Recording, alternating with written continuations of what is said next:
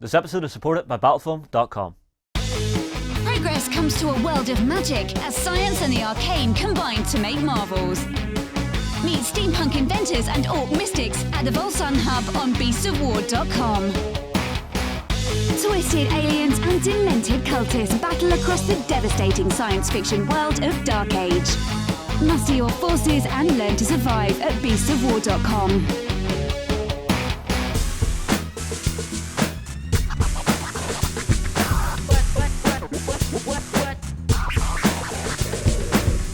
Good morning, guys, and welcome to The Weekender.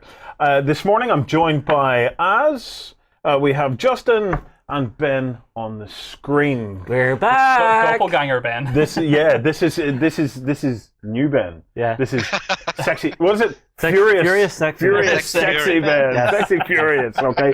So during the show there will be sexy and there will be furious. I'll leave it up to you guys to decide. There we go. Yep, that's him.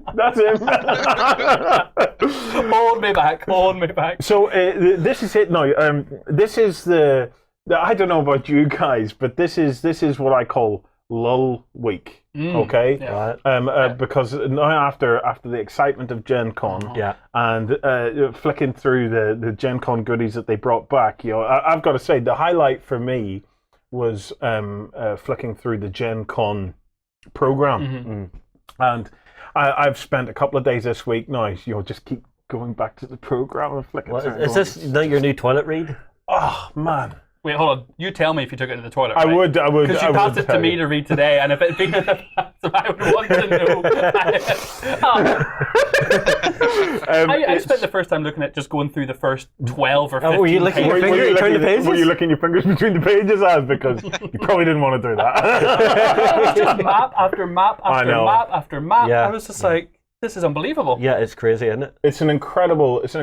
I don't want to go on about Gen Con too much now because obviously we've done what I consider the world's best coverage of Gen Con so far, and it'll be better again next year. Yeah. But just looking through that program, it just is such a highlight. It's such a highlight. So I'm actually feeling a little bit coming down now. But this is a big weekend as well, because both of you are no longer here in the chairs. By this stage, you should hopefully both be in the sunny south of France. In Marseille. Getting ready for Mythic Battles Day. Yes, Mythic Day. Yeah, so Mythic Day. So you're going to have Mythic Battles Pantheon at it, but you're also going to have some Joan of Arc at it as well. Yeah. We're looking at about 80 to 100 people. Yeah. One of the components will be, I think it's a 32-person Mythic Battles Pantheon. So tournament. Doubles tournament. Yeah. Doubles tournament will be really interesting to see how that plays out. Because obviously they've had the printing paper. You could have print out your own models, but the game isn't in full release yet. It's not due out until December. So it'll be interesting to see how new and slightly experienced players who have maybe printed out the little model I'm curious to see whenever it's a tournament scene where people are really going hammer and tongs at each other, what combinations are going to come out. Yeah. Mate, we've kept things reasonably friendly here in the office when we've been playing with Leo and the team. Whenever someone's just going nuts and just saying, I must murder everything, I want to see what they come up with. It's a big weekend, actually. Yeah. It's a big weekend because I'm also very curious as to see how the organised play. Because this game, to me, from when we first saw it, it just screamed organised play. Yeah, the drafting mechanics, the maps, the scenarios, the way you make your team up every single time. You see, this is what I wonder. Each round of the tournament, are people all going to be on the same map? Are they all going to have the same pool of characters to pull from? That's going to be very interesting. Yeah, Well, the live blog is up now. If you're watching this now, you can come along and see it, and you can follow us along as we go on the journey. We'll try to get lots of pictures. We're going to try and get lots of coverage. If there's Joan of Arc stuff there, which there should be, because Mythic Games are in the middle of their Joan of Arc tour at the moment. I'm hoping to see the big dragon in person. Is one of the big things for me. It's huge. It's like so over a half-meter wingspan. Yeah, come along to the live blog. Comment with what you'd like to see. If there's anything in particular you want to see, comment below, and we will try and capture it. If I can get one of those dragons, what I'm going to do is I'm going to get a shoulder mount, all right? And I'm going to mount it on my shoulder because I think I'd be like the spitting image of Daenerys Targaryen if I had one of them little dragons on my shoulder. We just need to give you a nice braid. Now, do I need to get you a little speaker built into this dragon with a little button in your pocket so you can just have it go? Dracarys. That, and I'm hoking out the appropriate bikini and everything, and I'm getting ready.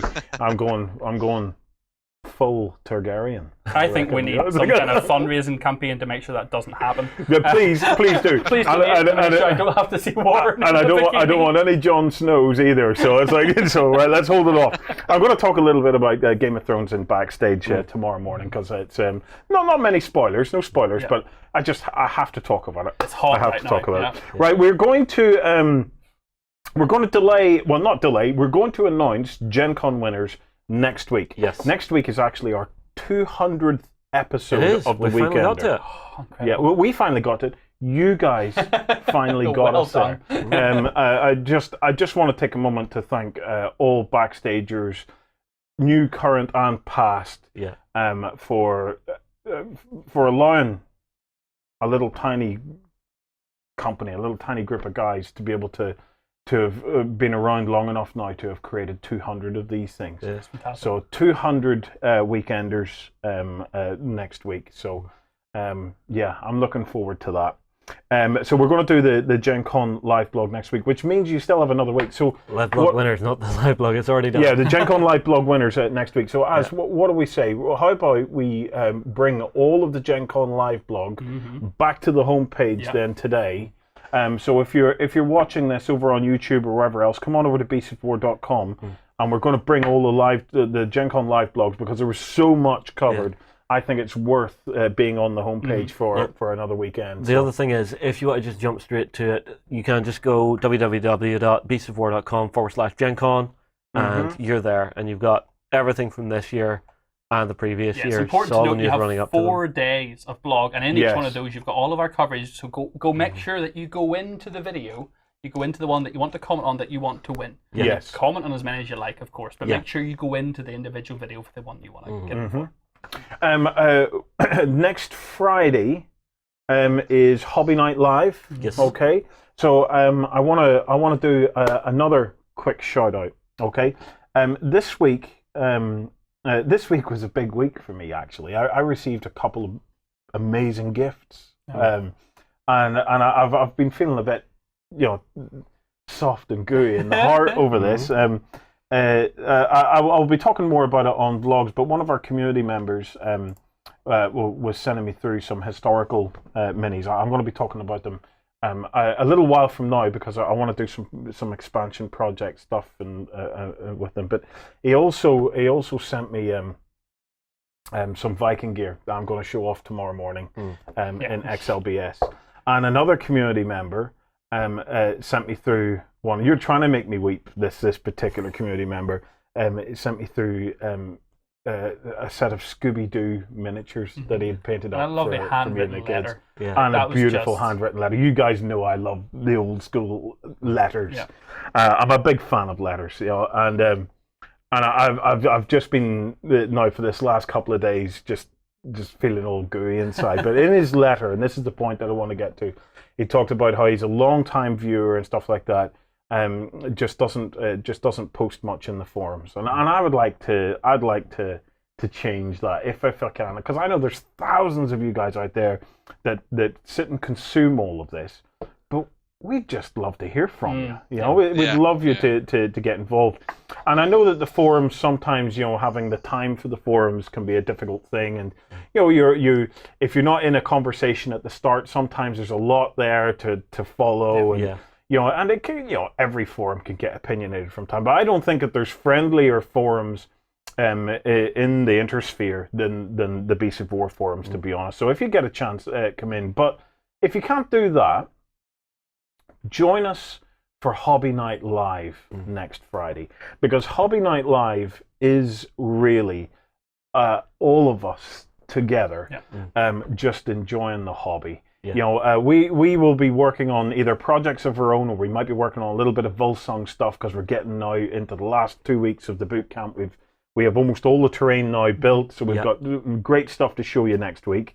But if we're not doing that, we'll be working on our own projects, and you guys get to work on your projects, and you post in the forums during the show, and we bring it up and we're talking about it, and then we're going back and showing our projects. It's a really, really lovely evening. And it normally kicks off, I think it's about 9 p.m. UK time. It goes on for, if I'm controlling it. It goes on for about 3 hours. So regardless of whether you're in Europe, in the UK, or in the States, it should fall into a time that it allows you to get involved. For you guys over in the Pacific, over in Australia, yeah, you're hardcore. You're hardcore if you make Hobby Night Live, but we love that. It's so please do. And one of the big things that we do on Hobby Night Live is when it's over, the forum thread continues, because Hobby Night Live is supposed to kind of kickstart something for you. So you get in. You're doing your hobby project, and then you keep going over the course of the next week or two. And we monitor that thread that you're working in, and then we pick a project that we think just blew us out of the water. And the winner, basically, the guy that gets picked, it's off camera. It's off camera. Here it comes. He gets the Hobby God bag. So this is Ben. And this is the Hobby God bag. I will learn to press the right button. So you get this. It's the exclusive Hobby God bag. It is a thing of absolute beauty. Yes. Justin tells me that Steve Jackson, no, not that Steve Jackson, the other Steve Jackson. The American Steve Jackson, yeah. Asked and pleaded for a Hobby God bag while he was at Gen Con. And he's now just finally got out of hospital. Because Justin... I'm vicious. I'm sorry. When it comes to the Hobby God bags, I'm vicious. We are protective of this. The only way to get a Hobby God bag is to be a Hobby God. Yes. So we're going to announce who our Hobby God is, but we've got a couple of projects to show you first. Yeah. So, guys, who is in the running? All right, so first up, let's go with the honorable mention. Yeah. Honorable mention... Okay, and then we have the winner. We had like full disclosure. We had a big chat about this. Yeah, because it really came down to between two. Right. And we sat for a good 10 minutes just trying to pick between the two, and we just were struggling. Yeah. Really were. Yeah. So you know, whenever you guys made the short list, then the shorter list, then the even shorter list. And it was just, so the honorable mention by a hair's Nat. Yeah. Nat's hair, you mean? Nat's hair. Yeah. The Space Marine Redemptor Dreadnought. I'm not going to try and murder the name. Oh, it's Thomas Menes. This is Thomas Menes. This is Thomas Menes. Yeah, Thomas Menes. Thomas. No, wait. Whoa. Slow down now. So Thomas does Menes mashups here on Beasts of War. So yes. Thomas comes and visits us from time to time, and he does this amazing conversion series. Yeah. So Thomas is like a pro hobbyist, okay? Yeah, but he is still a community member. Oh yeah, where do you see this? Oh my word!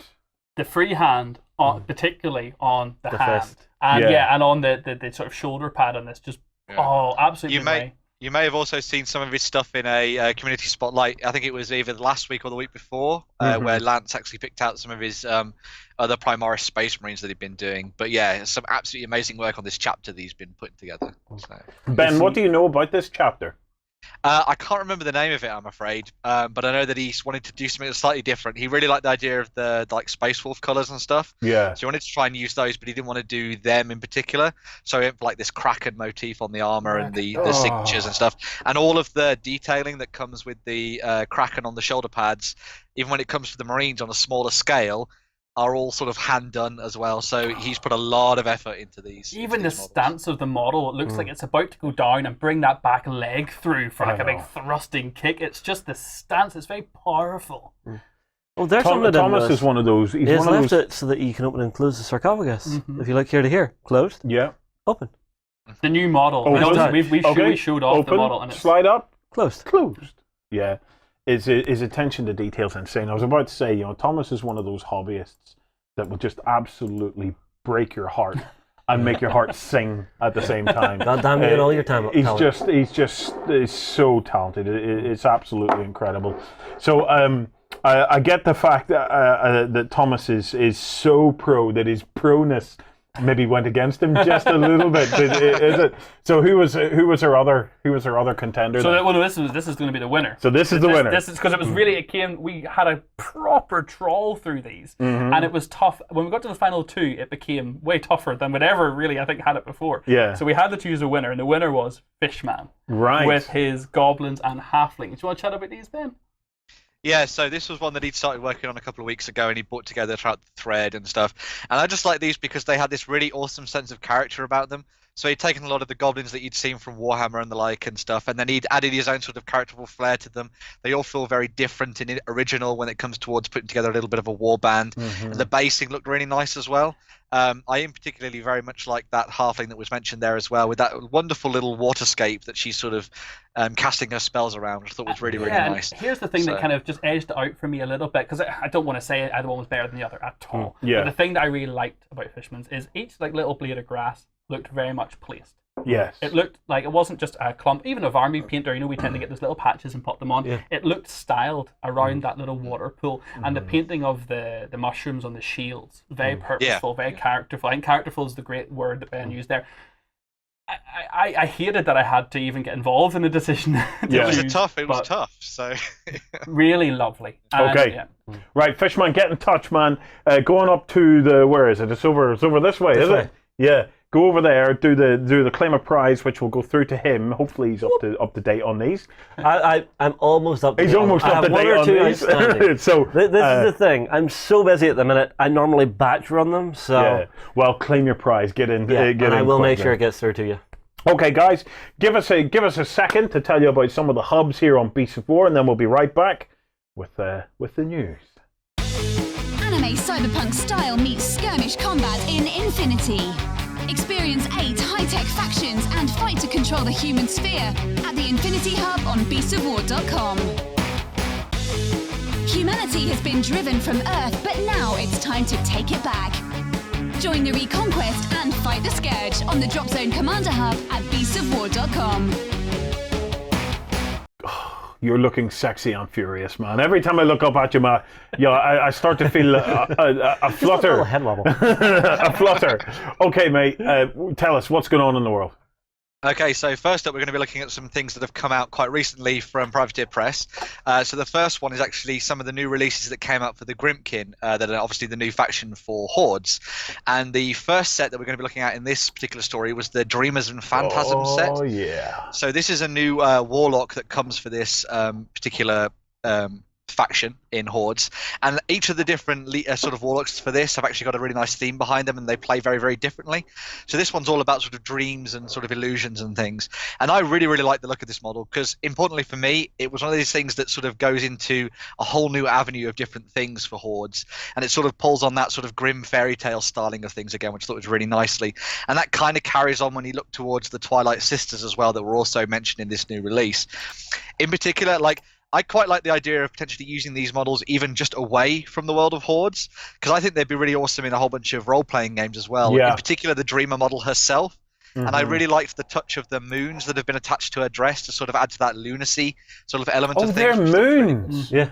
Oh, yeah. Originally, I was looking at this and I thought tentacles. But they're not tentacles, they are moons. Like, see, the whole thing with the Dreamer is she rejected reality and created her own within the War Machine world. So the Grimkin are actually the fairy tales of the Iron Kingdoms come to life. So they actually existed, were cast into the underworld, and now they've came back.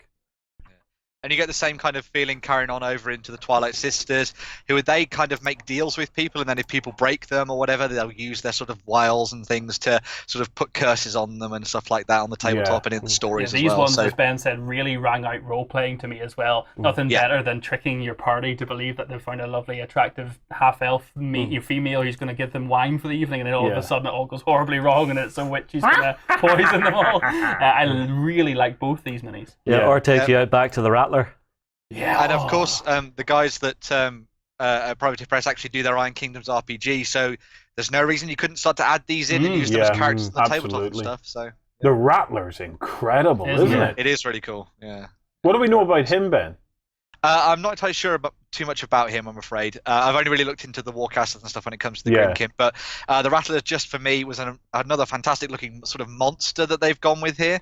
So they've sort of left a little bit of the fairy tale behind for some of the bigger creatures that they've got, and instead gone for that pure sort of like battlefield look to them and stuff. And that's really nice. incredible. So, yeah, it's kind of a mixture of like kind of Pyramid Head meets Edward Scissorhands meets something from Resident Evil, but yet it's such its own beast, which I really love. It's got a real horror element without actually looking like anything I've ever seen before. But it's not inherently evil.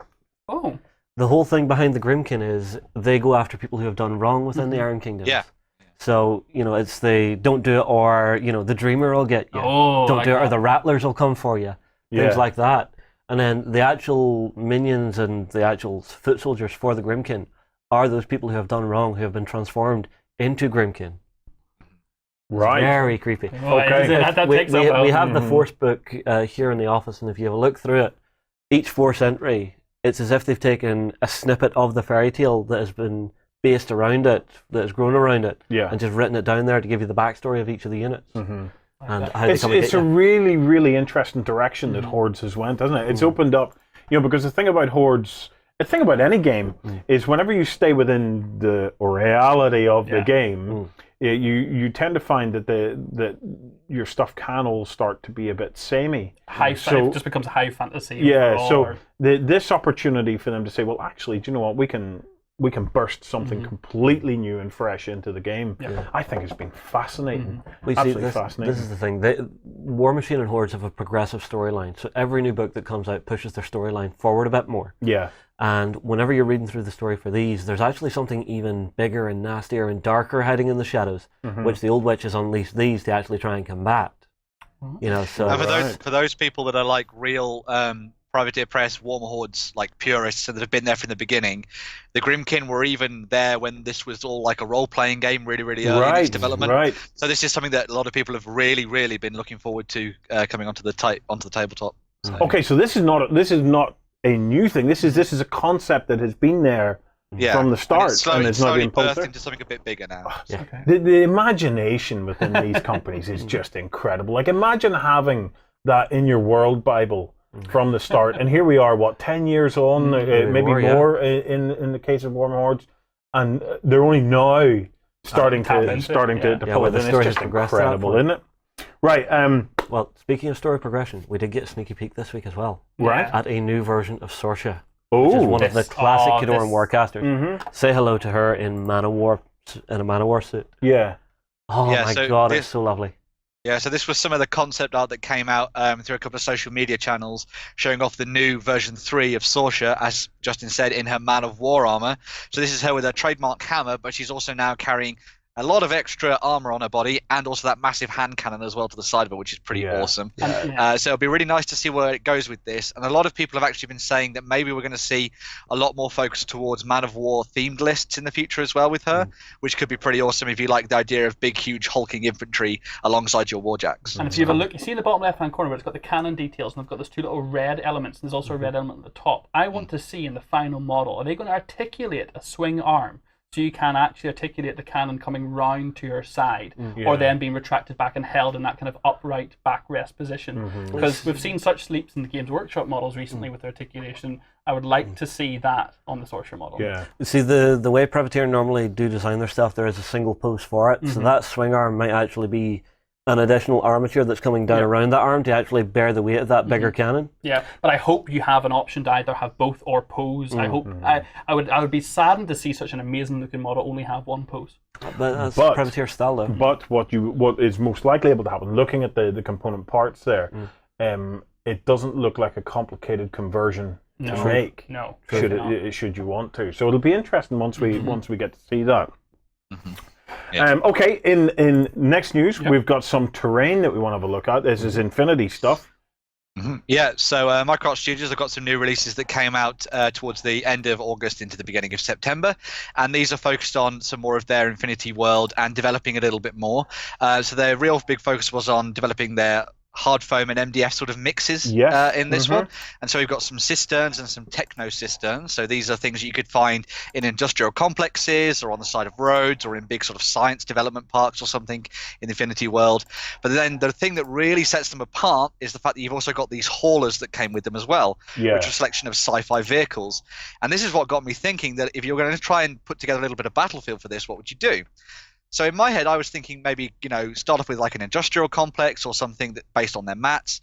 And then I thought, what if you took it to the highway and you did a sci-fi Infinity highway packed with cars and haulers, and your soldiers are actually fighting between the cars up the highway trying to get to them. And then maybe even you could take it to the next level and have it so the entire thing is moving and the cars are moving. Ben, I love you. I was thinking exactly the same thing. I introduced my kids recently to Crossy Road. Right. Crossy Road? Crossy Road. So it's I'd put in an Amazon Fire thing for them to get their Disney and stuff like that, and there's games on it, and they were jumping up and down going, what's Crossy Road? Crossy Road. So Crossy Road is you are trying to cross a road. Do you know what it basically is? Frogger? It's Frogger. It's Frogger. It is Frogger.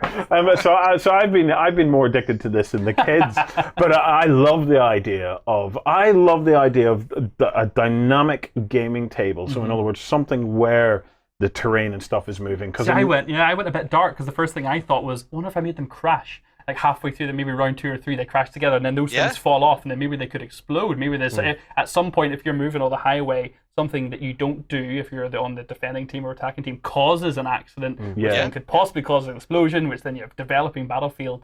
Perfect. It's something where you could even bring some of the naval warfare rules in. Hear me out. Naval warfare on the highway. Yeah, wait. Taking it from speed 1 to speed 2. No, speed 2 was on a boat. Yeah, you're going to have to use a little bit of lateral thinking here. So it's not going to be what you think, okay? Right. In naval warfare, there's a very specific thing you'll find in most games where ships have to make a minimum move. Okay? So they would have a minimum 3-inch move because ships just can't stop, okay? So imagine all of your traffic obviously is moving along at pace, all right? But imagine that your miniatures that's having to try and fight across the traffic have to make a minimum move to represent the fact that they can't stand still, okay? So what is this, the ARO thing of it always being your turn, meaning the traffic always has to be moving? Well, the traffic would always have to move, and with the miniatures having to make a minimum move in the direction that they stop. Leads to the possibilities of people getting hit by trucks. Okay, that's right. So whenever you stop on the table, whatever direction your forward arc is, before you make your move, you have to make a minimum move, just to represent the fact that it's a much more dynamic, a much more fast-paced environment. That you're making your runs and jumps, and you can't just stop immediately. Just to bring in this possibility of. I like adding a risk element into that. So if you do have your forward arc facing back the way into the traffic, you're maybe going to gain movement because you're going into the traffic, so you're moving quicker as it goes underneath you to entice you to go and do these daring moves and get into the opposition's face. But then you've got that risk of not quite making the jump and just face planting. Yeah, it's one of those things. Are you guys thinking jumping top to top of these? Absolutely, I'm thinking that. It's you want this to be as full on a sci-fi experience as you can. So jumping from vehicle to vehicle and just imagine like jumping from vehicle to vehicle and all of the ARO options as you're trying to the other thing is if you land on a vehicle and it moves and brings you into line of sight of someone by accident. Yeah, exactly. Because as all the vehicles move, if you're on top of a vehicle, then you're going suddenly with it, there's all AR. Now I know seasoned Infinity players are going mind blown. How do we track all that? We don't care. Really, we don't care. This is not tournament stuff. This is just awesome. Depending on how many vehicles you have on the table, roll 1d6, see which vehicle is. It makes a minimum move. I don't. I just have them all, and then when they come off the end of the table, they rejoin. Game down a lot. Rejoin at the start. And now you take it to the next level, and you include all of these vehicles and this kind of game with the tags that we used in our tag arena. And now you've got like Voltron on the table. Oh yeah, I introduced you to Voltron, didn't I? Yeah. Absolutely. But it's something that we've preached about this for forever on Beasts of War. Of taking one little concept from a completely different kind of genre or style of game and bringing it into a game that you love. Just to change things up, and you hack the game, make your own scenario, enjoy it your way. Yeah, this is the thing. The rule books are a guideline for friendly play. Okay, right. One of the big pieces of news this week was from the Nova Open. The Games Workshop were there and started to drop announcements and videos and things. Ben, what came out? So the biggest stuff that came out on Thursday was actually the announcement and proper previews and gameplay of Necromunda Underhive. So this is going to be the re-release of the game with sort of updated rules and stuff being thrown into the mix as well.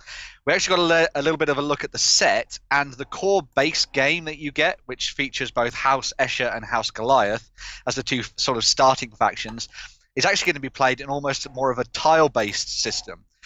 So you'll be able to play it out a little bit like a board game, I guess you'd say, playing in more or less the way that you may have seen people playing, for example, Betrayed at Calth and stuff like that. But they've also said that there are going to be rules in there for you to play on your 3D terrain as well. So as well as having this sort of new element, there's also going to be the more classical style to it as well, following on. And they've also promised that they're going to be throwing in a whole bunch of stuff about progression and stuff like that, you know, sort of adding to your gangs as you go through. And it's going to have that sort of nice classic Necromunda feel to it, which I thought was pretty cool. And now, when we're seeing these new models again, I'm starting to like them a lot more than I did the first time round. Maybe it was the paint style or something like that, but this time, looking at these models, I've sort of been won over by these, and I think House Escher looks absolutely amazing. So which one's House Escher? So House Escher are the females. They are the sort of more lithe and agile of the two factions, and they employ a lot of sort of like chemical weapons in their gang. Mm-hmm. And then you've got the House Goliath, who are the big bruiser guys, sort of roided up, who actually have got a lot of repurposed mining equipment from down in the very sort of deep depths of the hive, I guess you'd say. So they're a bit more brutal, a bit more sort of up close and personal with big guns and stuff and sort of chains and all sorts of different things. Yeah. So, I would have to say I am tempted by this. For anybody that has no experience of Necromunda, speak to me. I was going to say to Ben, give us an idea of the background. So basically, within the 40k universe, you have these hive worlds where there's all sorts of stuff going on, and when you go a hive world is almost like a complete city world. But as you go deeper, because everything is super high rise, as you would expect, it's 40k. But as you go deeper, you go into what is kind of like this underhive, okay? And what goes on in there apart from just a bunch of fighting? Well, effectively, what happens with the hive cities is that you've got all the hoi polloi and the sort of politicians and the generals and stuff in the higher reaches of it, and all the citizens, and then below that is sort of like all the workhouses, all the factories, and all the things that basically keep the hive city working. But down there's pretty much no law, and so all of these hives are now instead run by these houses. And so you've got the likes of House Escher and House Goliath who are fighting for territory, like gang warfare, effectively. And this could be for things as important as food stocks, or it could be for something as banal as just a little bit of area for them to relax in, because they want to spread out and take over areas and things. A lot of these people that are actually part of these hive gangs maybe haven't even seen the sun or the stars, and a lot of them are even actually just basically their entire lives completely underground in these sort of tunnels, fighting off the likes of mutants, tyrannids, all sorts of strange things underneath the ground.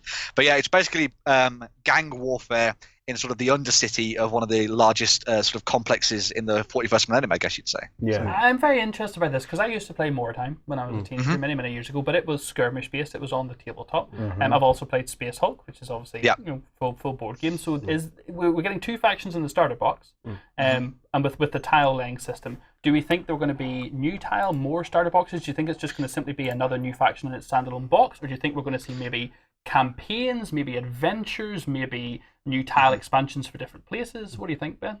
I think essentially what they're going to probably try and do is have it so that this Necromunda Underhive box itself can be played almost self-contained using this tile laying system. And for those people that want to take it to the next level and try out the campaigns and the adventures, maybe we'll see something like that in future issues of White Dwarf, for example. I think that's where we're going to see a lot more of the progression, taking it away from the tiles onto proper boards with the 3D terrain that they sort of used in the Shadow War box that came out last year.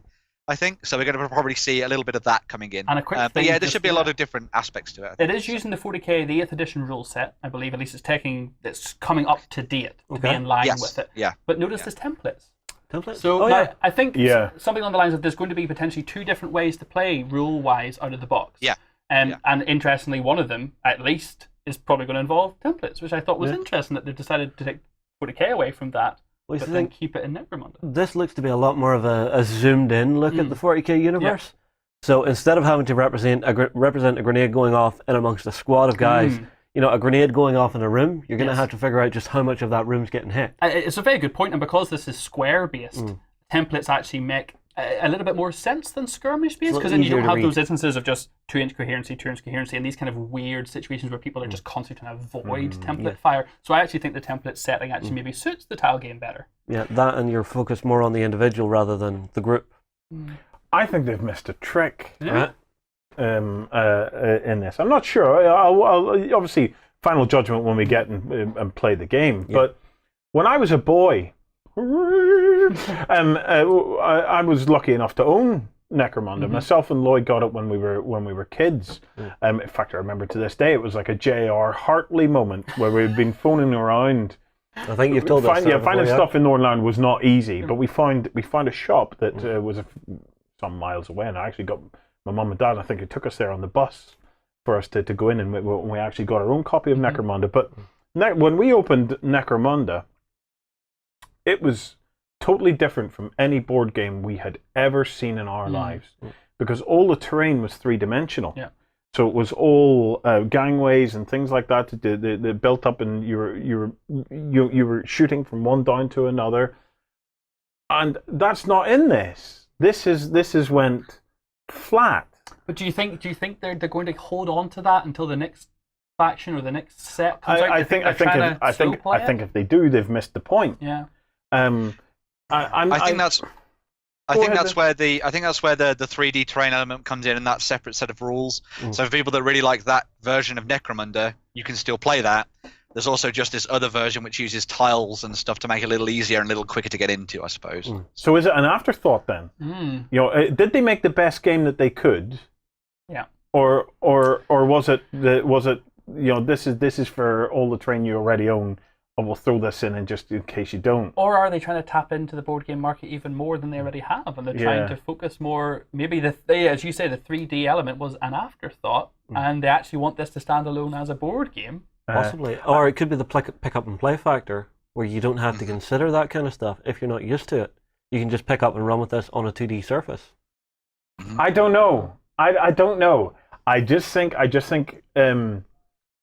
know, and it's very difficult, to compare a 40-year-old Warren with Warren Kid. I have my memories of opening that box and just being like, I've never seen anything like this. Remember, if you got until that box that point today and opened it up, would you have the same reaction? But it doesn't matter. They could have replicated that to today's standards. That's an interesting point, though, because you've got Imperial Assault for Fantasy Flight, you've got Descent from them, you've got Castle Ravencroft and all the kind of D&D tile end games. Yeah. This is another tile end game, very much. We know we've got the Fallout game coming out. There's a lot of tile end games out there. And actually, the 3D element thing is something that's not really done that often. They really should possibly have held on to that. Maybe. Because here's the thing. You look at the releases that have come out of Games Workshop recently, and then compare it to what we had as kids. So as kids, remember, obviously Hero Quest. Okay, so Hero Quest was the main kind of board game and stuff we were playing. It was all kind of flat board surfaces and stuff like that. Okay. Then suddenly Necromunda came along, and it was like, This is entirely different. Because remember, even Space Hulk at that point was all flat stuff. Look at the recent releases. We've had Silver Tower and stuff like that. It's all kind of flat surface stuff. Here is Necromunda. Like, you've listed off a whole pile of games that are out at the moment. It's all flat surface stuff. Here is Necromunda. Necromunda was the opportunity, I think, for them to have done something in a more three-dimensional space. So. I think to a degree as well, for them, potentially them putting in the likes of, for example, if they'd put in cardboard terrain again like they did in the original game, I don't think people would have seen it as a potentially big leap forward. And also, keeping it with this tile-based format means that the game itself could potentially be cheaper too, because if they'd start to include a lot of the plastic terrain with this starter box, as well as all the other components that come with it, maybe the price would have just been too much for a lot of people. And so even by Games Workshop standards, this is them trying to keep the costs down for someone trying to look into getting into a new game that is more skirmish-based, set in the 40k world, but with a different feel to it. So I would love to know what is it about it that's drawing you? So is it purely the nostalgia hit? Is it you love the minis and things? It'll never be one thing. For most of us, it's always a combination of things. But please take a moment to drop into the comments what would drive you into that, because I want to see as many new players being sucked into these games as possible, and I just am curious. I'm really, really curious. But that wasn't the only. You would think that was the only thing that they mentioned at Nova Open. What else did they talk about, Ben? So as well as the announcement for Necromunda Underhide, there was also a little bit more details about what's coming for Shadespire, which is talking about board games, is what they're going to be bringing out towards the end of this year. And this was the announcement of the Iron Jaws warband. So if you're a fan of the Realm of Destruction and stuff in Age of Sigmar, now you're going to have a whole bunch of new models for that. They also came into...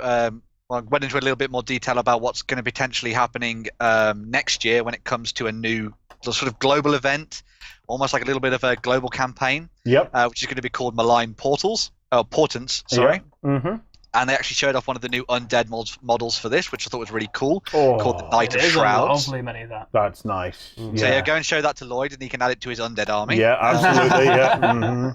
And then they also announced what the next 3 codices are going to be as well. And that is going to be sort of after Death Guard and Adeptus Mechanicus, it's going to change to Eldar, Tyranids, and Astra Militarum. So if you're looking for Xenos, then you're going to have some you have awesome to get your aliens to Eldar, or are you waiting on TIE? I'm still waiting on TIE. I've been enjoying Necrons of late. We'll talk about that in backstage and XLBS tomorrow. But I must admit, I know whenever we put the article up announcing that it was going to be, forgive me, oh my goodness, did it escape me now? It was going to be more Xenos? Imperium. Oh, it was going to be more Imperium. I think people were starting to get the feeling that we weren't going to see any Xenos until next year. Yes. I think there was a real fear of, oh my goodness, we're just going to get more Imperium, more Imperium. So I'm really glad to see straight up some Xenos coming in. Like it was needed. No, this makes me grin. I'm really looking forward to seeing the new Tyranid book. Yeah. I'm just like, oh yes, about time. I've got a lot of Tyranids who are sitting there getting all their stretches and stuff done. My Tyranids are like they're like calisthenics. They're like Mayweather and McGregor together.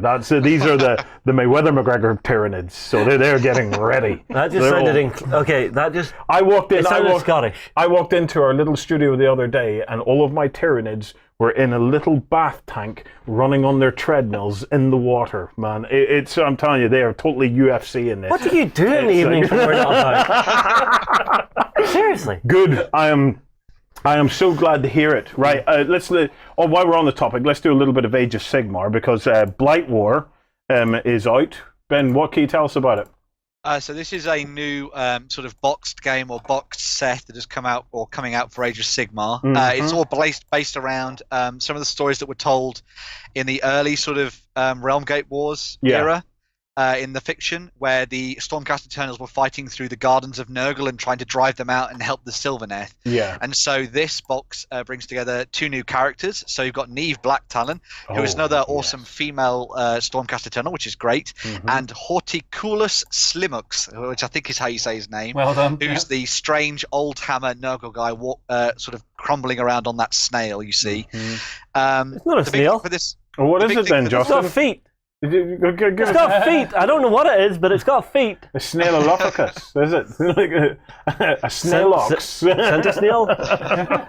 No, it's got feet. It's got an anchor holding it down from speeding off. Do you notice that? So it's definitely not a snail. I love it. I think as snails go, that's as cool as snail. But this is what I'm talking about. Sculpt-wise. Yeah, stunning. Isn't it incredible? Absolutely stunning. Isn't it incredible? And then when they can do that, okay. You are left with this awful problem that you can do the most beautiful Necromunda sculpt, but because it is what it is, it's amazing. But then you hold it up against what they do, and it's that's amazing for everything else. It's very good. Amazing. It's very good. It's just it's such a hard predicament to be in, but that's just incredible. But the big thing that came out with this set as well is it also has what's called the Cycle of Corruption, which is the dial that you see later on in that article. Yeah. And this is a way for them to theme your games. So the idea is that when the Stormcast landed in the Gardens of Nurgle and stuff, they were having to fight their way through this fetid swamp. And the Cycle of Corruption means that as the game goes on and the longer it goes on for, it gets better and better for the Nurgle player and worse for the Stormcast Eternals. Oh, yeah. So it's almost like this sort of asymmetrical side of things coming into play, which is really cool. And this kind of reminded me of the review we did for the new General's Handbook, which was out earlier in the week. And that was actually included a whole bunch of awesome tables for specific rules for the different realms that you fight in. Yeah. So Games Workshop as a whole are trying to really push this idea of sort of fluffing out and developing the actual realms themselves. So you've got a bit more of an idea of where you're fighting your battles. Yeah. That was really cool, and we're seeing that not only in their books but also in their products, as you can see here for Blight Wars, which I thought was an awesome idea. So yeah. I tell you what, this this Age of Sigmar stuff is quality. Oh, it's really it is real quality. You know, it's it took a little while to find its feet, but man, I think they have landed on the formula now. It'll be interesting to see where they go with it. It is a quality stuff. Right. Thank you for hanging on, for wittering on during that. Right. We're going to bring Oriskany in because we have a new article series kicking off looking at World War III and the history of World War III and some of the technicalities of World War III. So if you're interested in just how the Cold War would have broke and just what actually would have happened, it's not opinion at all, this is fact, okay? You guys are going to sit down with Oriskany now and we will see what he has to say on the topic. Enjoy! Hi, I'm Will Hungerford, organized play developer at PrivateerPress.com, and I'm basically in miniatures Valhalla right in here, and you're watching The Weekender at BeastOfWar.com. Okay, guys, so we are here to talk about Team Yankee. So Justin's with me, and of course we have our resident expert, Jim, who's joining us as well. Thank you for coming on The Weekender, Jim. Appreciate it as always. Always, anytime. And, well, I mean, basically, we're here to talk about Team Yankee. We obviously have the Red Thunder campaign that's ongoing at the moment. Yeah. I'm brand new to Team Yankee. It's not something I've ever sort of delved into in any way, shape, or form. And we already have the first part of Jim's 5-article series out on the website now. Yeah. And I've already had my mind just blown open. What, with the Cold War going hot? Yeah, the whole World War III setting is just something that I'd thought about, but getting the amount of detail that Jim's been able to go into is absolutely fantastic. So, Jim, do you want to give us a little bit of information just on, obviously, why you decided now was a good time to do it and the way you're kind of opening us up to this part 1 of the story? Okay, sure. Well, like you said, with a Firestorm Red Thunder campaign running with the Battlefront and with Beast of War collaborating on that project, Warren asked me if we could put together an article series about Team Yankee, its backgrounds and its what ifs. Now, a lot of times when we put together one of these article series, it's it's a campaign or it's a series of battle reports or it's like a review of the game system itself. We didn't really want to do any of that this time because we already know Team Yankee's awesome. It's doing a review of the game would have been just here's Jim babbling about the obvious again. Jim, and of course, we didn't want to do a series of battle reports or campaigns because everyone's already doing their battle reports and campaigns as part of the Red Thunder campaign. So what we wanted to talk about a little bit more was the background of Team Yankee, both on the table and off the table, if that makes any sense. And I'll explain what I mean. What I mean by that.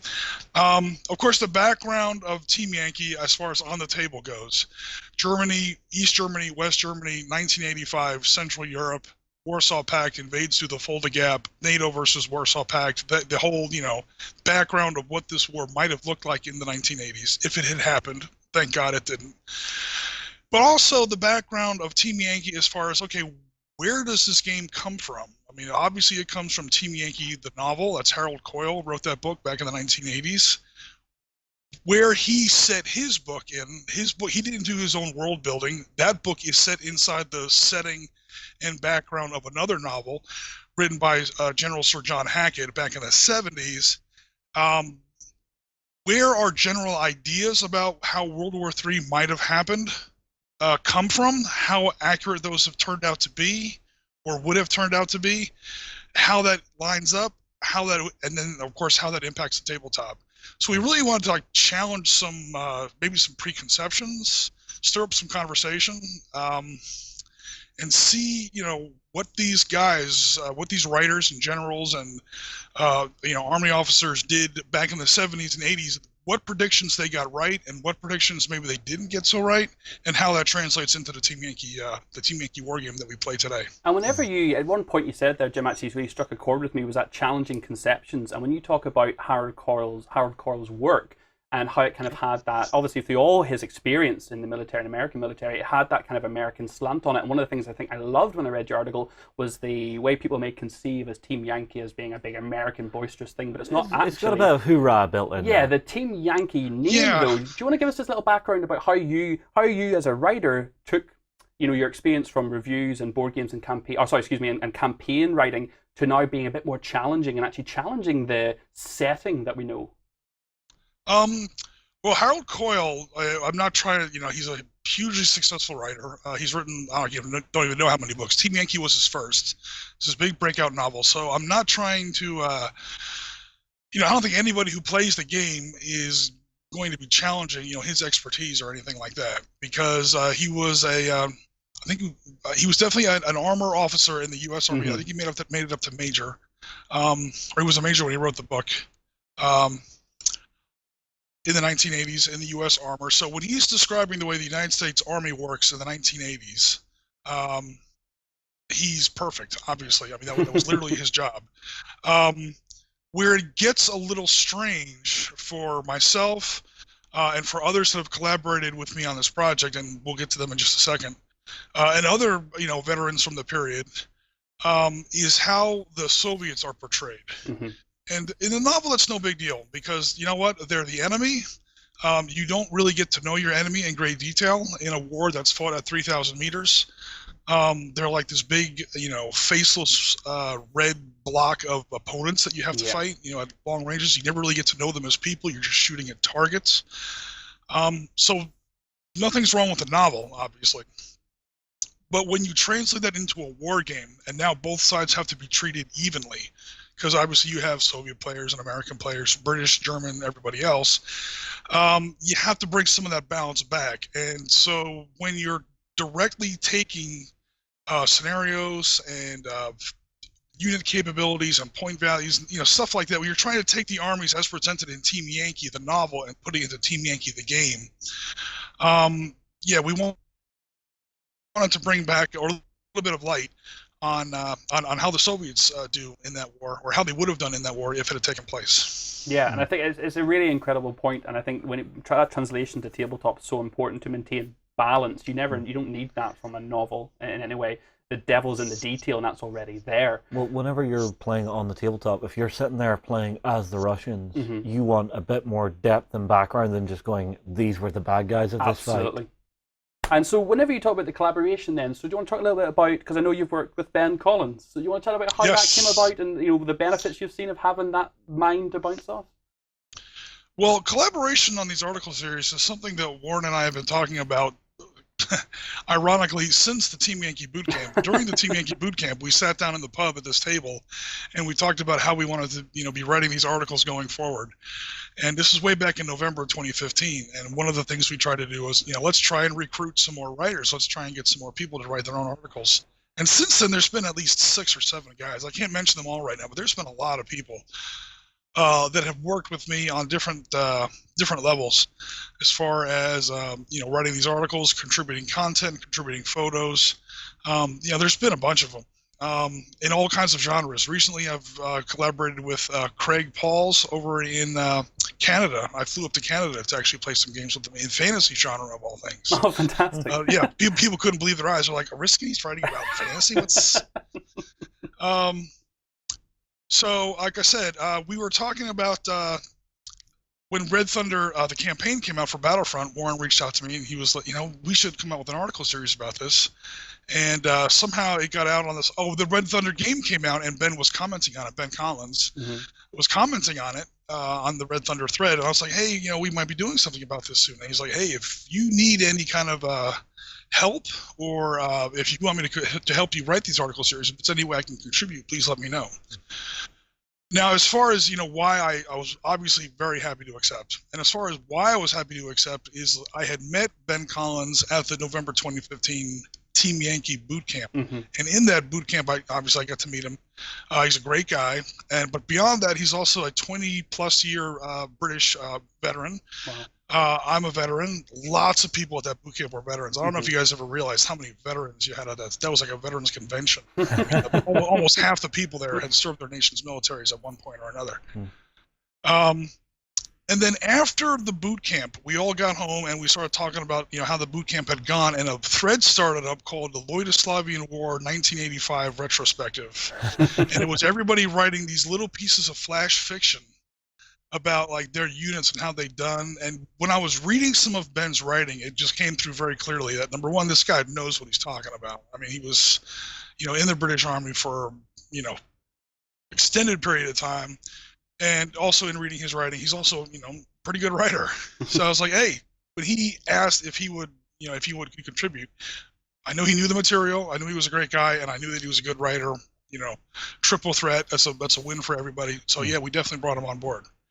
And then we also had David Wheeler. David Wheeler has been threatening to send me photographs.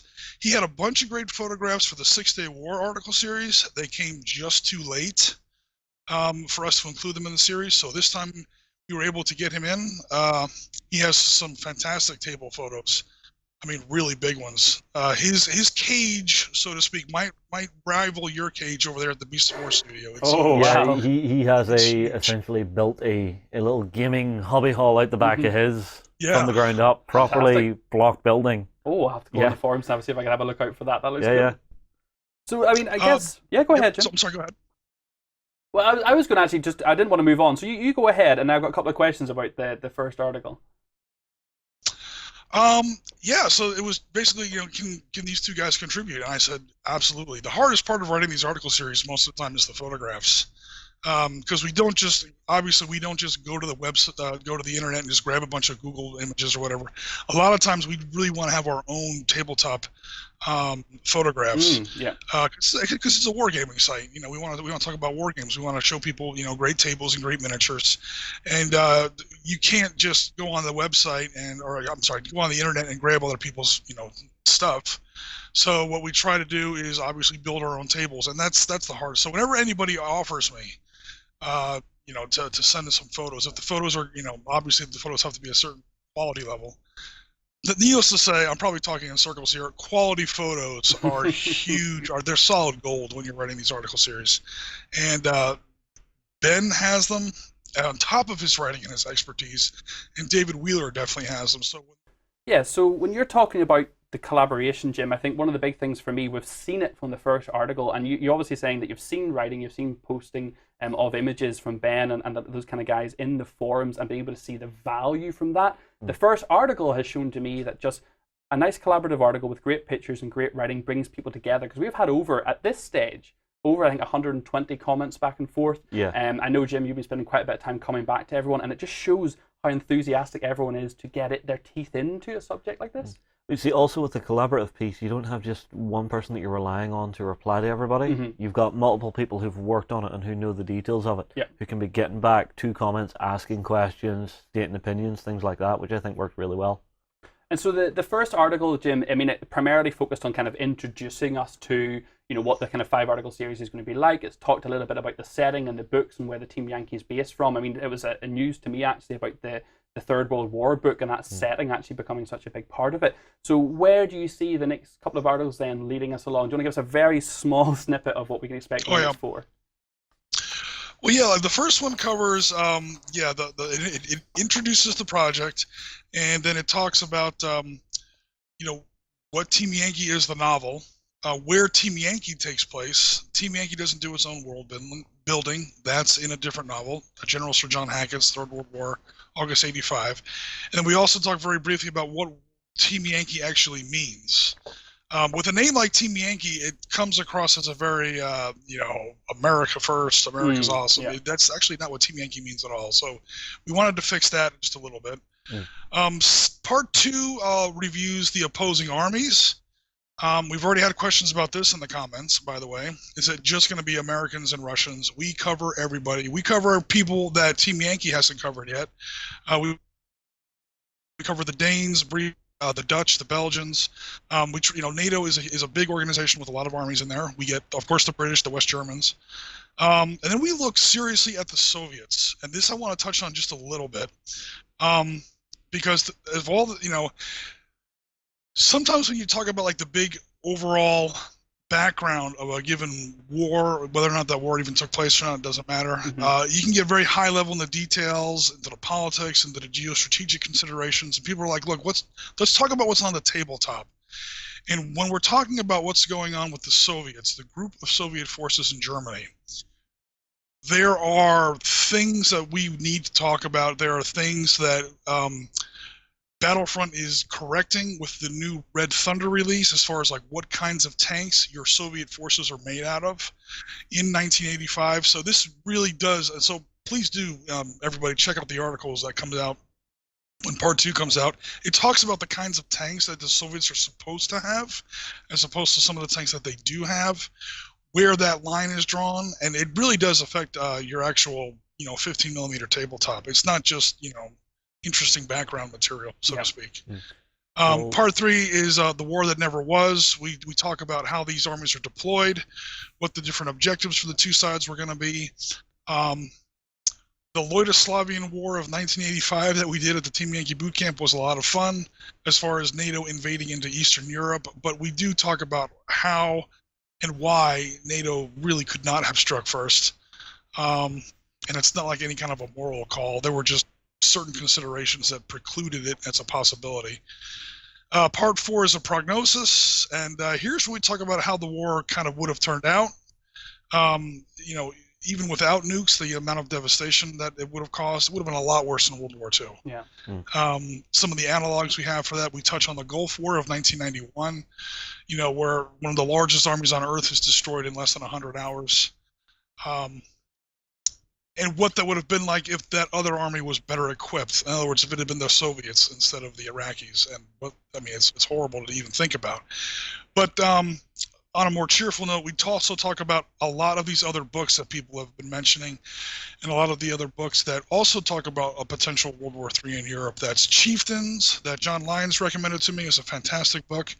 My personal favorite is Red Army. This is like, if you're a Soviet player, pick up Ralph Peters' Red Army. It's World War III in Europe, told entirely from the Soviet perspective. Wow. Some of the other books maybe aren't so great. And then Part 5, we talk about some campaign ideas. That's where we really see a lot of Dave Wheeler's photos come into it. His fantastic table that he's got set up in his hobby hall, so to speak. And even some of Harold Coyle's other books. He didn't just write Team Yankee. He wrote about potential American and Soviet wars in places like Egypt and Iran. That's Bright Star and Sword Point. Whether or not this might have happened or not, I was kind of, up to debate, but it does allow Team Yankee situations in other tables. So you can take some of your desert tables from the Desert War Boot Camp, play Team Yankee on that. Obviously, we know that, Abrams and Challengers and Chieftains, we saw it in Gulf War I, that they can fight in the desert as well. So we touched on that briefly in Part 5. It's such an expansive setting to go and delve into. And the fact that it's all, hypothetical, it's all what could have happened, would have happened, how NATO would have actually interacted. It's amazing to me. I actually have, to delve a little off topic here, I must ask you, Jim, because you've been obviously spending so much time in all these articles, have you managed to submit any battle reports to Red Thunder or Operation Firestorm yet? Actually, sadly, no, I have not. I do intend to. It's just between this, Dunkirk, and another upcoming article series that's coming out in September and October. I'm literally juggling 3 article series at once, so if I can reach out to anybody, you guys watching the Weekender right now at home, if you want to get involved in writing, if you want to collaborate with us, with Jim, with anyone else who writes on the site, so he can get more battle reports done, please do get in touch with us. Drop us an email.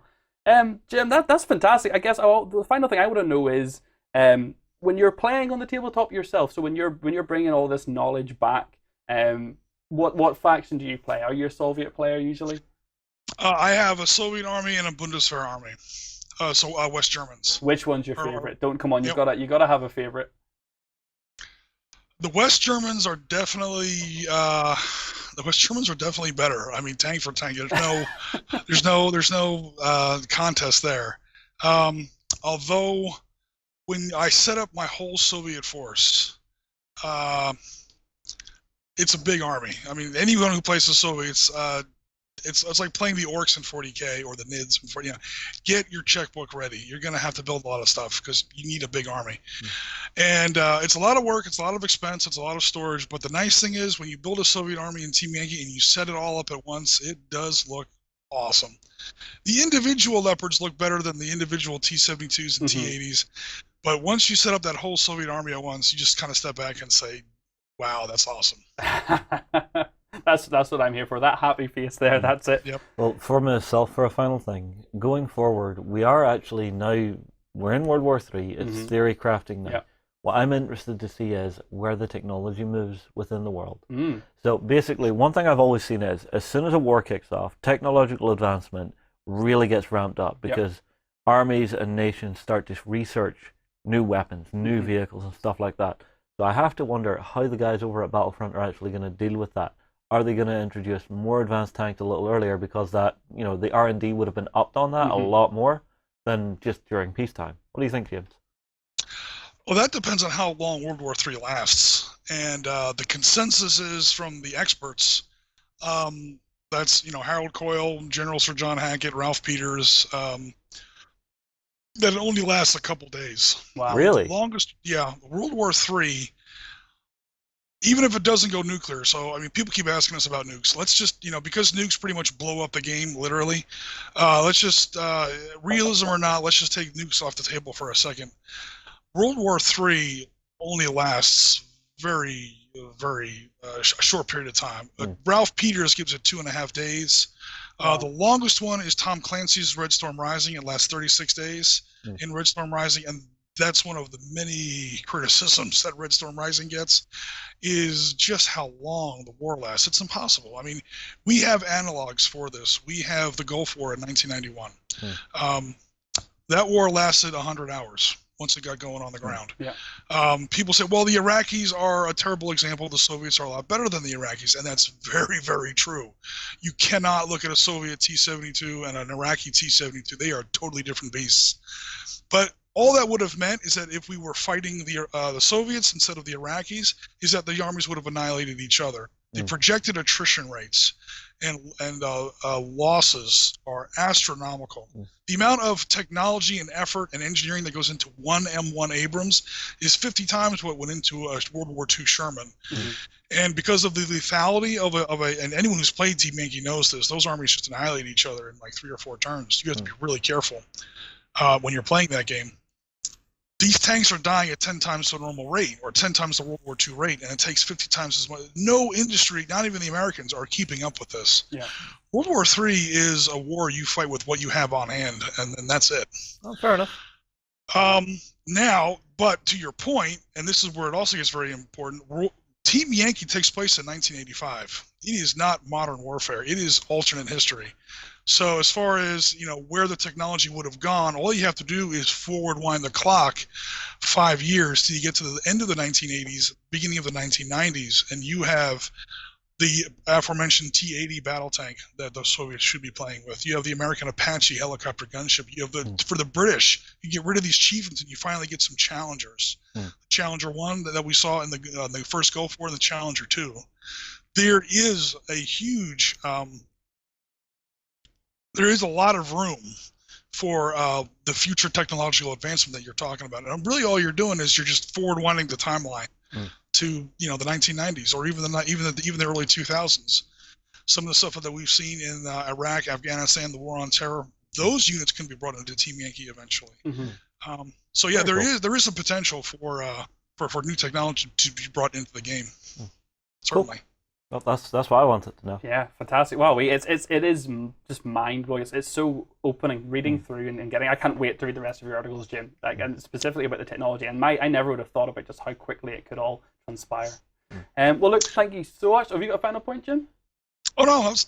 Yeah, making noises. Making noises. Well, look, thank you for joining us on the Weekender, Jim. I really genuinely do appreciate it. Can't wait for the rest of your articles. Please, guys, go along to beastofwar.com. If you're watching this on YouTube, come along, have a read. They're going to come out every single Monday for the next 4 weeks from this point forward. And there's already one there waiting for you. There's already one there waiting until the middle of September if you're watching this in the past, if you're one of those past people.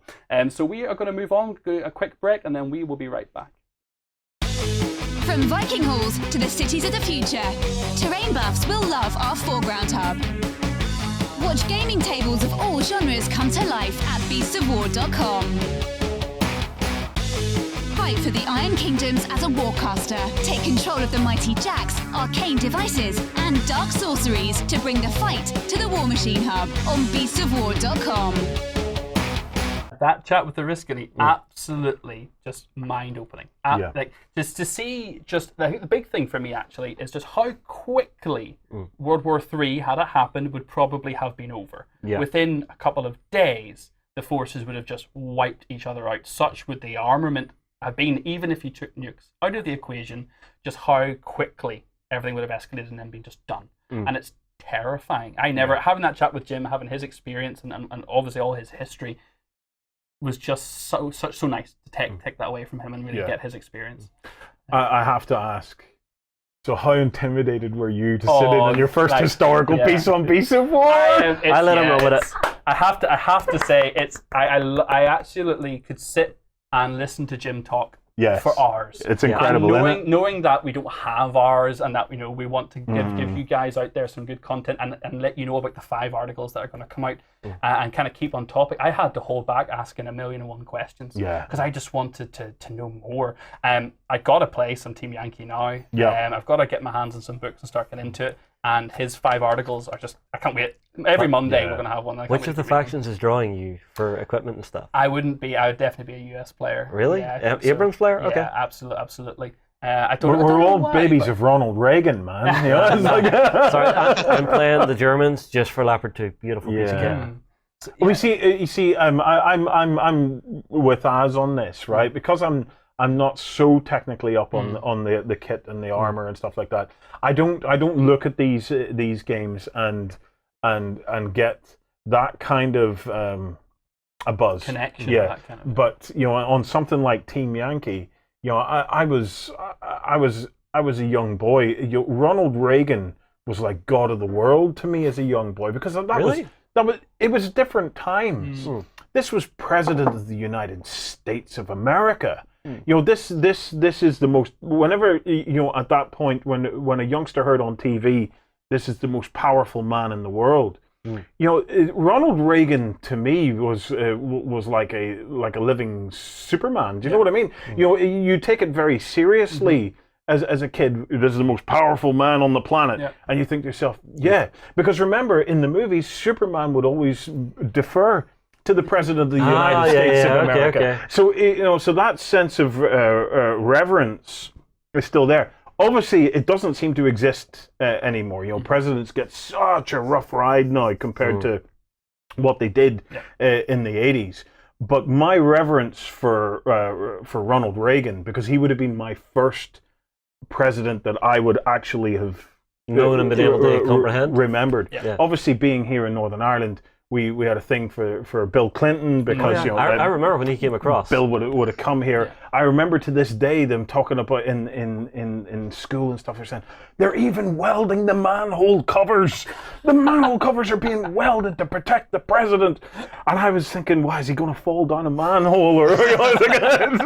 But Ronald Reagan, because Ronald Reagan, space shuttle. Yeah. All the big space shuttle stuff was going on during the era of Ronald Reagan. Yeah, although did it not fall on to Nixon after him? Or was that Nixon? Kennedy? No, there was Bush after Reagan. There was Reagan, Bush, Clinton.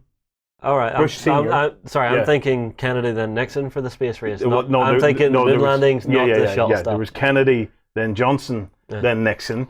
So it's I watch a lot of conspiracy theory stuff. So it's this man has a form-fitting tinfoil hat.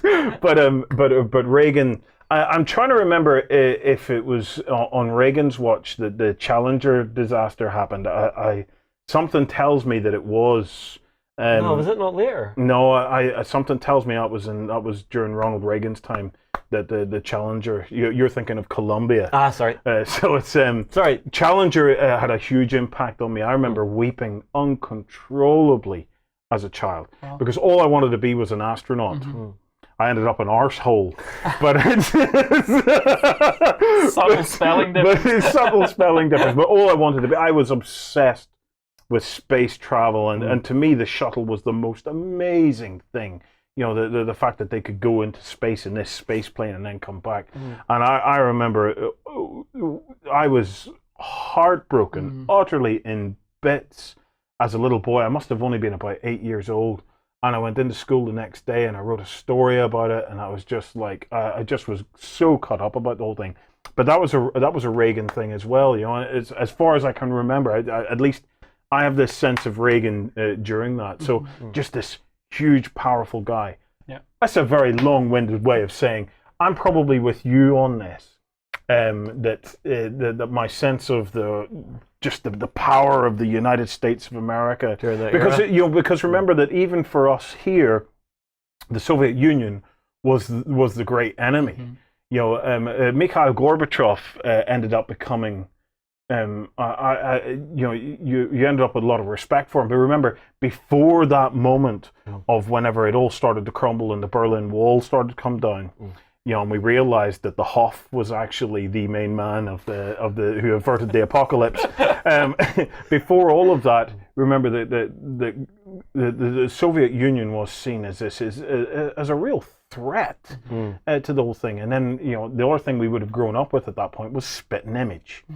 And here you would have had the spitting image puppet of Gorbachev with the USSR emblem on his head, because remember, he had that birthmark. He had the wine stain. Yeah, but it's incredible. It's incredible, but it shows like a game like the like Team Yankee, the different ways that you can connect to it. You know, it's not always just about the hardware. I love what they've done with Team Yankee, because I think that this what if exploration of the Cold War breaking down, but when is Chernobyl so happened, fascinating. So fascinating. You're in the 1980s. Would Chernobyl have happened? Well, yes, Chernobyl would still have happened, because remember that regardless of who won a war, right? If anything was left, all right, you could have went with was it Einstein that said, you know, I don't know what World War III will be fought with, but the one after will be fought with sticks and stones. Yeah. So if whatever was left, they would still have needed power and things like that. And the Chernobyl plant had an inherent design flaw that would have. Well, no, I was watching a documentary recently about Chernobyl. Sorry, you've just took me onto it. And apparently it's going to be another 20,000 years before that's even close to being livable ground again. Yes and no. I don't want to overrule an expert because you know I'm not going to claim. You have scientific fact. Go for it. Yeah, I have no evidence for it, but I do have scientific fact. But there are lots of creatures and stuff like that. Like the Chernobyl site. Obviously, when you get very close to the reactor, I would imagine it gets more difficult. But a lot of the Chernobyl site now has been completely retaken by nature. Well, like there's animals and all seem to be living there quite fine. It's because the animals are actually evolving to actually, I think either their diet is including something with iodine in it, or they're producing iodine within their own body to counteract the radioactive effects. If they're doing that, that's incredible. Well, there's catfish in one of the pools outside the reactor, which are living fine, and they've evolved to live within that radioactive environment. Some of the local bird life has also done it. My word. Yeah. And there are actually still people living in the exclusion zone. Yes. Who just refused to move out whenever it happened. And they're still alive. Yeah. Just about. They're old now, but they're still kicking. That's astonishing. That's astonishing. You've melted my head today. That is astonishing. I had no idea. They actually just finished. I think they finished building the new containment unit, so the big arch that they're putting over it. It's a sarcophagus. Yeah. It's a big, massive concrete sarcophagus. Yeah. So it would make a very easy gaming table. It's not concrete. Is it not concrete? No, it's steel. Steel. And the construction of it is actually really interesting because between the inner and outer layer of steel is actually hermetically sealed, so that they can blow in dry air, because once that's over the reactor, they can never repaint the steel inside it. So to preserve it, hermetically sealed, and it's getting dry air blown into it for the rest of its life. For preservation of the interior. Yes, so that it can stay there. But they've also got a robotic crane arm on the inside of it now, which is going to deconstruct the old sarcophagus and start deconstructing the building around the reactor. I believe it's meant to begin at the end of this year. That's incredible. That's incredible. Yeah. I'll send you the link. I'm with you, Ben. Mind blown. Victory! You know, it's one of the most incredible battlefields I've ever fought in. Was in the was in the play park and the hotel and stuff like that around Chernobyl. Yeah, and some video games. Yeah, I was a sniper. Modern Warfare. You weren't there, man. You weren't there. Wrong war. But yeah, I love it. It's something that I've always wanted to recreate on the tabletop. That outer Chernobyl. I can't remember. Is it Pripyat? What? Pripyat. Pripyat. Is the name. Pripyat. Where was I at? No, it's called Pripyat. Pripyat. Well, I want to recreate Pripyat, right? Yeah, with the amusement park. Okay, we have a single Kickstarter, Indiegogo, but we have a single Indiegogo. I love doing that. Yeah, it's a bit of a change from the norm. But this one might save your gaming life. Ooh, Ben, take it away. Sexy Furious, tell us about it, man. Furious Sexy. Yeah, so this is Dized, which is the sort of new board game companion app that they're going to be trying to fund on Indiegogo. Yeah. The idea behind this is it's going to be an app that will try and help you to learn to play all of your different games without having to have one person read through the rule book and learn it all before game night and potentially get some of their rules wrong and then have to go back and then learn as you play and keep flicking through the book. Instead, what this app does is it teaches you as you play. And the example that we actually got to see when we were at Gen Con was them playing through Carcassonne. Yeah. And what it does is effectively, it shows you how to set up the game, and then it teaches you through all the steps as they happen. And it will only change things and modify the tutorial if something unexpected happens. So, for example, if you encounter something to do with the monastery rules, it will then switch to that and it will teach you how to play that. Oh. And the whole idea is that what you'll be able to do effectively when you get the dice app and you pick up one of the games that has a tutorial on it, is you'll sit down, open the box, and immediately be able to play the game. Because you'll sit down, crack it all out, and just go for it. There'll be no reading through a rule book really quickly and missing rules out, or as I said, that one person that exists in every gaming group, how I sit there and read every single rule all the time. This is basically a nice, easy way for you to get stuck into games and just start playing straight away. And from the looks of it, it actually might be pretty awesome. I think. For me personally, I'd love this in my gaming group because I hate reading rule books unless they're like 2 pages thin, like some of the like simple Euro games.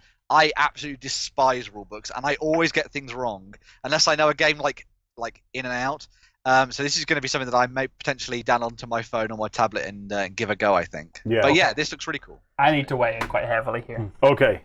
Can you scroll back to the top of that page, Justin? Just bring it up. So, first things first. I demonstrate games on a regular basis and love doing it. Yeah. Because everyone has their own teaching style. Yeah. And you may change your teaching style depending on who you're teaching. You may focus on some aspects of the rules of the games or the strategy differently depending on the vibe you're getting from players, whether they're your friends or strangers. Yeah. This is going to remove that.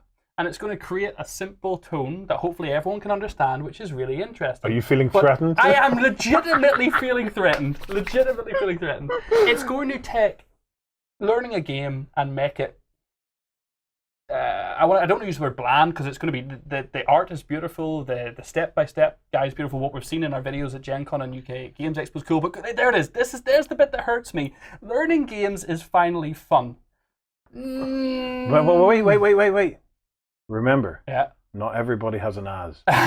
So there are, however, a couple of features in this that I'm very curious about if I scroll down here. You're going to jump ahead now before I get there, because I like the features a lot. Yeah, well, just wait before we get to the features, or while you get to the features. All right, I'll get to the features. Remember, I am a big fan of this, and the reason is I talk about it often through the years, the last mile. Okay, there are those of us, and I had it all when growing up, and since you have joined us, you see that there's an isolation even here where we're based. Yeah. We don't always have the Bens, the Azes, the Justins, the really kind of people. alpha gamer, the guy who can say, look, relax. I'm going to take you through this. I had the rule book for 15 minutes. It's not a problem. Okay. For me, I had the game developer for a day. I struggle. I actually struggle with rule books and things like that. So I know that I rely on people like you to be able to do it. So but I know that I'm very lucky now to have folk like you in my life. Because when I didn't, I needed that in my life. And when you don't have what you need in your life in the flesh, well, then an artificial version of it will do rightly. There's an innuendo in there. Maybe. But that actually brings me neatly on to the community features. Of course it does. You're getting your clippers out as we speak. No. So, So, it actually has a local player search built into it. yes. This is an idea that I really like. Yes. Do you dislike it, Az? Do you like it or dislike? I like the idea of being able to press a button and say, right, is anybody playing this locally that I could get a game on with? Yeah. Oh, it's like that. What's that app you showed me you use? Grindr. Yes. It's like that Grindr thing that you were showing Roman me. showed you that. Oh, right. Okay. So it's I know the shaven head, the beard, the old time can confuse us. We do like Oh, brothers okay. and all Right, that. okay. Yes. But no, I like the idea of being able to look for local gaming groups that I can jump into, Yes. which I think is something that's a little more difficult to find, certainly if you are that person Yes. on the last mile. Yes. How far do I have to go to get my game? Are they going to have a swipe right in this? You know, and I'll get a picture of me. Oh, a rating system. Played game with Warren. Yeah. 0 stars. No, we don't want him. Me and you, if we go into this app, we will never get a game again, man. You'll just all be downrated the whole way. Really? I thought it was fun to play against. Am I fun to play against? I am all for Yeah. anything that gets people playing more games. Yeah. I'm all for a variety of different ways to learn, whether it be the rule book, an app, or someone teaching you. Yeah. Because hopefully that gets more people gaming. Okay. My concern is that I don't want people to be reliant on an app. And there's already Facebook. There's already lots of different ways to have there's like meeting.com and lots of ways to meet local board game groups and to follow events. That's a lovely feature they have. But it's if you're in a big city, it's probably going to make sense. But if you're in a big city, there's already board game meets, coffee shops doing board game evenings, a board game cafe near you, a friendly local game store. There's tons of different ways you can do it. This app is not adding anything new. It's wait. No, wait. Well, once me and him have joined it, then there'll be something there. I don't want to sound like I'm talking down on it because I do. Sorry, Ben. I'll give you in 1 second. Sorry. Just 1 second. Because I don't often rant about things. Let me have a little Okay, rant. but hang on, as you are ranting, slow it down. Okay. What? This is a great idea. Yeah. I think the app is fantastic. I hope it introduces people to board games who wouldn't have played them before and helps people who don't read rule books. That's my hope. Yeah. However, if you're at the stage that you're not already looking to board game and using all the things that currently exist and you need this app to be the thing that kicks you into gear to do it, I'm like, will it stick? Well, yeah, is it? There's already all the things that they're doing are kind of there. You know, you could go and look up a YouTube video, learn to play, and have someone teach you. But there is a difference. They do the step by step. No, this is not a tutorial. This is more of a guide. Yeah. So one of the things that Ben said that really intrigued me was that it teaches as you play. So and what it does is it reacts to circumstances on the board. Yeah. So a YouTube video can never do that. True. Okay, No, so good point. we can sit and do a demonstration of how to play a game, but what we're actually doing is a demonstration of how we played the game. Okay, so you've moved into that space. Yeah. So this now triggers. This happens. This is reactive. Yeah. So this is actually giving you the rules as it plays out. It's giving you the right rules. It's context sensitive. Not to mention the fact that it can keep the rules up to date at all times. So this is more like having a virtual as sitting with you than it is like watching one of the tutorials. It's a very good point, actually. You're changing my thinking slightly because I, as a player, love to know everything before I start. Yes. However, when I teach people games, I don't expect them to know everything. I expect them to learn as they go and teach them as things come up. So that's actually so the app, I'm more for it. It's a very subtle difference in it, but it's very important. Yeah. Because I know when I'm teaching people, I do tailor it to what is happening to introduce things as they go. And if that app does that, then that's a good line. Go on, Ben. Will we actually let Ben have a word? Yeah, No, sorry, Ben. Go for it, buddy. For me, I think one of the key things with this app is that it's going to be that almost like first step for somebody. That you'll never replace the idea of actually looking through the rulebook and looking through the the FAQ at the end of it and asking some questions. And I know this app kind of has that thing in there, but I think this is just that way of someone getting their game for the first time, and then instead of having to like face that prospect of, oh god, I've got to sit down for an hour and read the rulebook, they can just crack it out and start going with it. And I think that's the step that is that sort of important bit here. It's that sit down, immediately load up the app. Oh cool, 7 Wonders is on the app. Let's learn how to play 7 Wonders kind of thing. Yeah. And I think that aspect of things is going to be where it all sort of kicks off. The thing for me is I'm going to be very interested to see how it deals with a lot more like tougher games out there, because they've got rules and stuff in there for Seven Wonders, Carcassonne, Ice Cool, King Domino, whatever. But they're also going to have rules for Blood Rage and Scythe, which are decidedly heavier games. Yeah. A lot of these are the Euro ones. So I want to see how the app's going to handle that, because there are a lot more variables, especially for a game like Scythe, to see how it all works when it's down on the table. So I think that will be the real test of it. Yeah. But yeah, I don't think this is ever going to replace those friendly people at your local board game cafe and stuff like that, or people at events and things, because there's always that nice human element of things, which is always good. But I think for people that are just getting into a new board game, I think this could be that nice first step for them to get started and play more games. I'm very happy to be swayed on this, actually. Like, I'm glad we're having this conversation and I'm getting to see another view on it, because it's helping me change. But I do hope that it doesn't, as Ben's mentioned there, take people away from going to their game store. Rather, because it becomes, we don't need to go, we've got this now. What if you go to your local games cafe, they're really busy, they don't have time to teach you, and you can just pull this out and sit down at your games cafe and learn from it? That's actually a fantastic idea. If games cafes were to start having an iPad with it, that's a very good idea. Well, one of the things that I'd seen mentioned in some of the comments is actually almost that, is that you'd have gaming tables set up in a board game cafe, and then every single one of them has a tablet attached. And then what you can be is you can either have the person come over from the board game cafe and teach you how to play the game, or you can just look it up on the little pad and just start playing as you are on the table. Great. So we're going to fire staff because they're no longer needed. Yeah, but that also lets the board game cafes do like featured nights where you have a few of those iPads set up on the tables, like you said, and people are all learning that same game together. And they're all getting the same experience of being taught without overstressing your staff. And I've played Mansions of Madness, which actually has a player essentially on an iPad who acts as the player that you're all working against, and it works lovely. And the app seems beautiful. It seems very intuitive. From the images I've seen and from the videos, the interviews we've done, it does. I hope they expand their collection. And I was actually going to say, when Ben was chatting, I literally have a copy of Seven Wonders sitting right there, unwrapped. As in it's still wrapped. Sorry, I haven't opened it yet, and I haven't played Seven Wonders.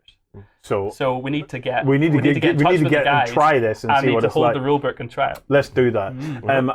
I'm struggling to hide my disappointment, actually. Because in me or the app? in all three of you, because what did I do? We started this segment and it was just, the whole thing was so promising.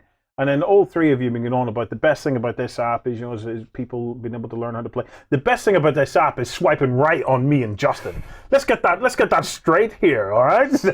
No. Do you know what? Why would anyone swipe right on us? How many days has it got left? It's got a month left. Go get Dized funded. Let's see how well it can, because it could be the answer to a lot of our problems, and it's there as an support mechanism. It's halfway funded. Replacement, and you know that. I'm telling you, it's halfway funded. It's halfway funded. Perfect. Yeah. Let's get stuck into it. See if we can bring something like that to fruition, because I think it's innovative for sure. It's a new idea. I think it's. I want to see it working though. I want to see it work. We'll see if we can reach out to Dized and see if we can get the Seven Wonders one. And we'll actually give it a go. Oh, yes. We can give it a go raw and see how it works. Versus Dized. Dun, dun, dun. Right. A massive thank you to Az, Justin, and Ben, and of course, just a huge thank you to you guys for sticking us out.